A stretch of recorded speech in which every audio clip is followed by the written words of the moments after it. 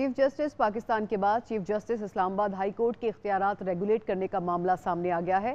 Justice Mohsin Akhtar Kayani نے معاملہ اسلام آباد ہائی کورٹ کی انتظامی کمیٹی کو بھیجنے کی سفارش کر دی ہے۔ جسٹس محسن اختر کیانی نے شیر افضل مروت کی ضمانت کے کیس میں اضافی نوٹ لکھا کہ چیف جسٹس کی عدم موجودگی میں انتظامی جج کے پاس بینچ تشکیل دینے کا اختیار نہیں۔ انتظامی جج ہنگامی نوعیت کے کیس کو بھی اسی دن سماعت کے لیے مقرر نہیں کر سکتا۔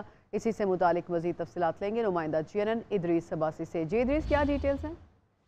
جی دیکھیں کہ بڑا ایک اہم معاملہ ہے کہ چیف جسٹس آف پاکستان کے بعد چیف جسٹس آف اسلام آباد ہائی کورٹ کے جو اختیارات ریگولیٹ کرنے کا جو معاملہ ہے اس میں سینئر جو ترین جج ہیں جسٹس محسن اختر کیانی نے اسلام آباد ہائی کورٹ کی انتظامی کمیٹی کو بھیجنے کی سفارش کی ہے، اور انہوں نے جو اس نوٹ میں یہ لکھا ہے کہ چیف جسٹس کی عدم موجودگی پر انتظامی جج کے پاس بینچ تشکیل دینے کا اختیار نہیں۔